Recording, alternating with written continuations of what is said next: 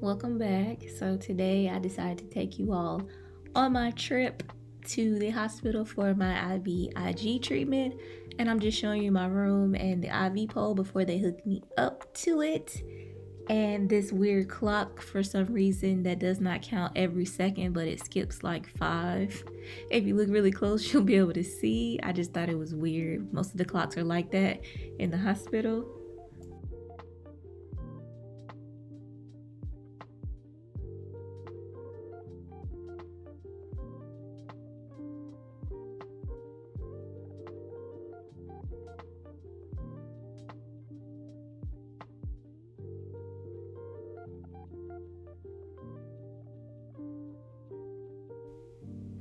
So here I'm just showing my arm and how I got stuck first in the crease of my arm and they could not find the vein. Again, just this clock, it just really was bothering me.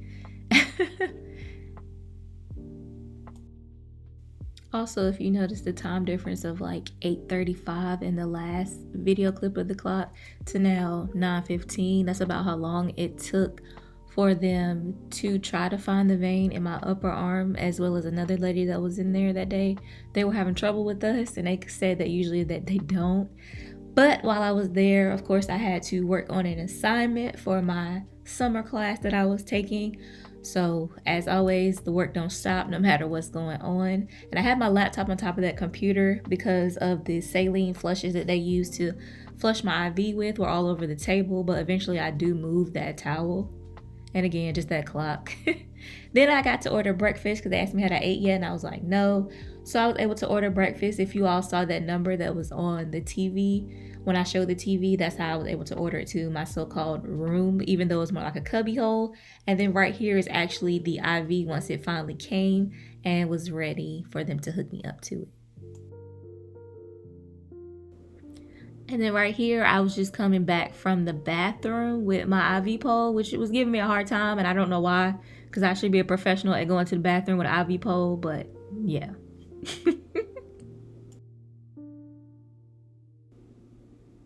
And then I just decided to continue on with doing my homework. It was actually a test, even though it's a PowerPoint presentation. As you see, my teacher wanted us to do it as a test grade. And that is what I did for the remainder of my time there. And then I had a really bad low blood sugar. As you can see, it was 30. And I let them know, like always. And being that I didn't have my sensor on, I had to use my meter. So they came and checked it anyway. What was it? I didn't check it, not right now. Did you drink some orange juice? I drank some of my juice. I drank a little bit of the orange juice. Okay. But when I checked it about 30 minutes ago, it said it was 30. Yeah. Okay.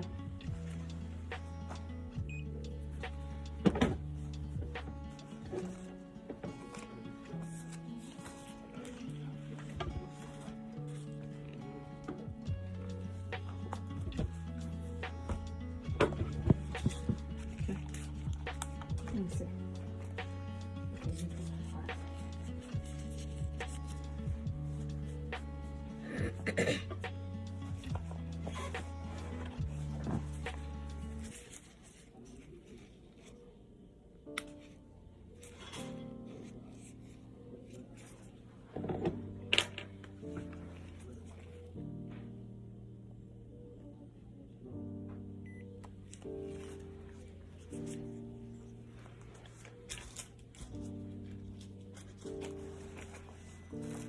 42. Okay. So still drink some orange juice, honey. Okay.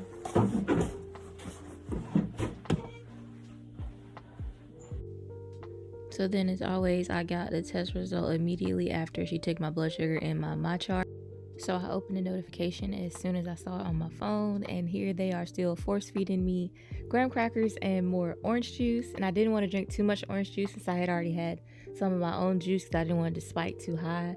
But they actually let me go after my blood sugar reached 70.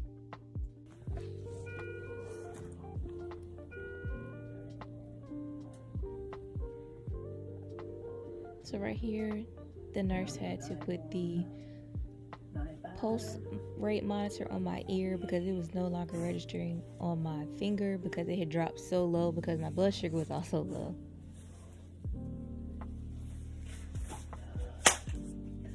Let me go over here and get his IV out, and I'll check her sugar again. But your sugar's the main thing right now. Right? Okay. I'm okay with that. I saw you was 95. Okay. I realized that I forgot to show early on that my IV was in fact already out when my blood sugar had dropped, or at least when I felt that it had dropped. And then again, I'm eating more graham crackers because they gave me more and actually gave me a third cup of orange juice, but I actually did not drink that third cup, and the wait just continued.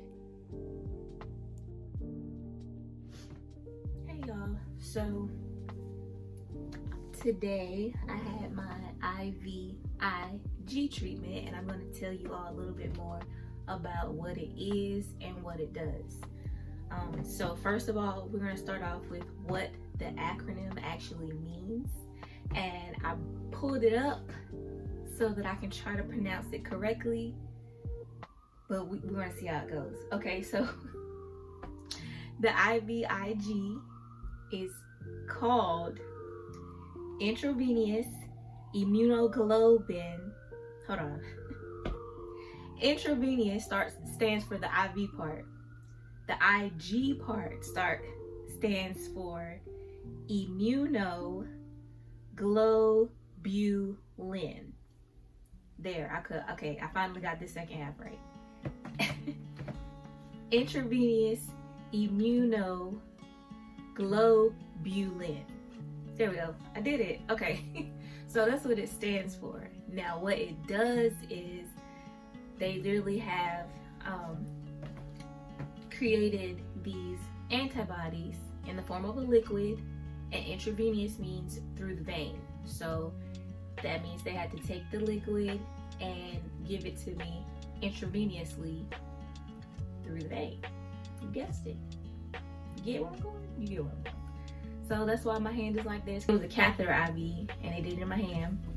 We tried up here twice, but one of them blew, and then the other one, it was giving pushback, and she couldn't really even stick me. Like I said, it was giving pushback, and my skin had gotten tough right there from scar tissue.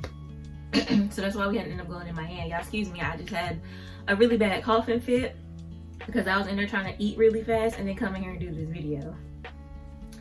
Anyway, the antibodies that they give me is to help my body say, oh, these are the good antibodies. We don't need to fight against them, if that makes sense. So the antibodies that my body has created, like I said in my last video, is donor specific. So it was created specifically to attack my kidney and my kidney only, because it sees my kidney as a foreign object or a virus, anything like that. So it's been trying to attack it and destroy it. Luckily, it's not an infectious attack, meaning that it's not from my donor having any kind of virus or anything like that, or me having any kind of virus or catching anything or cold or anything like that. So that's good. Like I said, today they just did that, and we're going to see where things go after that. I actually have a biopsy this Thursday where they will actually be sticking a needle into my kidney and pulling some cells out. They usually, I don't know how many times a year they usually do that after transplant, because it's been 7 months for me now. In 3 weeks it will be 8. I think, am I forgetting? I feel like I'm forgetting something.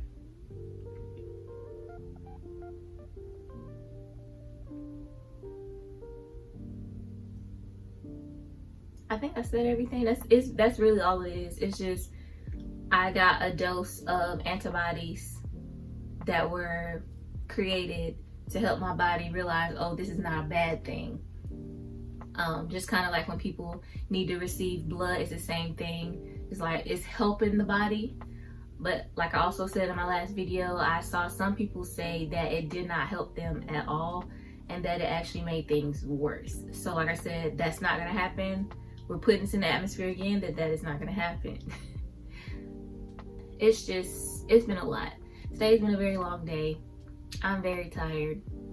I'm very hungry. I actually did not finish eating. I just came in here and tried to get this out the way really fast so that I could go eat. I hope I made it as simple as possible. I tried to keep it as simple as possible, when it came down to the explanation of things, but they actually do this same treatment for other people who have developed antibodies against other organs and things like that, or they need that extra boost. The only difference when it comes to the IV treatment I got today and then people that get like blood and chemo and things like that is that I think it's less risk involved when it comes to the IVIG treatment than it is with getting a blood transfusion. Because I thought it was going to be like a blood transfusion, but it was not. It was actually a clear liquid instead of actually like blood. I was expecting to be getting blood. And of course, like most people know, chemo is very dangerous and very deadly. That is a very high risk type of treatment. And like I just said, the IVIG is not, the risk is not that great of harming my body. It may harm it'll harm my kidney before it actually harm me. And I know you're like, that don't make any sense. The kidney is a part of you. Well, it won't attack my body. It will attack the kidney before anything else. So it's still a scary thought, but I mean, hey, I actually signed up for this to get this treatment in case my kidney did develop these antibodies. If I did not sign that form, then I would not have been able to go through with this treatment, because this treatment is it's like me being part of a case study, if you will. So if, like, say I develop some kind of weird reaction that's never happened to anyone before, and then I become a textbook person, they'd be like, that rare form of this or that rare form of cancer nobody's ever heard of, and then they add it to textbooks for future students to learn about. That's part of what I signed up for. So if anything were to go wrong, that part of my information they have permission to use in like a textbook. Say, oh, this young lady of this demographic had these symptoms, this is what happened to her, she developed this is our first time seeing this case. But yeah, they also have pills and stuff that they give people if the IV treatments do not work. But I noticed that today a lot of the people, it happened again, I had another coughing fit. A lot of the people that were in there today were older, and this was like their second or third time having to do it. And when I was leaving today, one of the techs was like, I think was she a tech or a nurse? I want to say she was a nurse.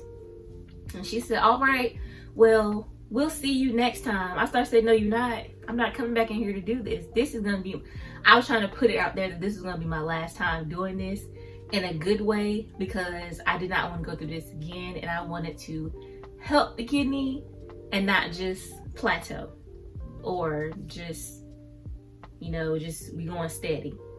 You know what I'm saying? I wanted it to be, this is it. And if it does plateau, I want it to be like a good plateau. I don't want it to go down, back downhill, if that makes sense. So that's all that I did today. Right now, I'm about to go to sleep. That's what I'm about to do. I'm about to eat and go to sleep because I am absolutely tired. And I have a test that's due tomorrow, and my teacher wants us to answer 14 questions in a PowerPoint, and she gave us a list of questions to pick from and answer them in our own words, or we can use a video to answer them. So instead of me recording a video like I'm recording this video, I'm gonna go online and find videos that actually put the video in the presentation. My esophagus is giving me a day, and all I'm trying to do is record this video. I had to cut this video so much from me coughing. Anyway, my teacher wants us to create a presentation as our test grade, answering the questions that we can pick from the list that she sent us using pictures and videos and words, of course. But I've decided that I'm probably just gonna find the videos to do a couple of the questions to make it easier on myself, so I don't have to do a whole lot of typing. So that's the next couple of days are gonna be for me. And then I have a kidney appointment next Wednesday. So hopefully I will see, or we'll have some kind of progress. I have some news to give you all when it comes to that. And like I said again, excuse me, my biopsy is this Thursday, where they will be sticking the needle in my kidney and pulling some of the cells out to test the cells to make sure that they are still doing okay. Yeah, I will talk to you all later. As always, I appreciate you all so very much for watching. I appreciate you all for staying tuned to this journey, because it has been a crazy one. As always, if you wish to help me, it doesn't have to be monetary. If you wish to help me in any way, you may contact me. The link for all of that will be down below. If you wish to reach out to me on social media, whatever is fine.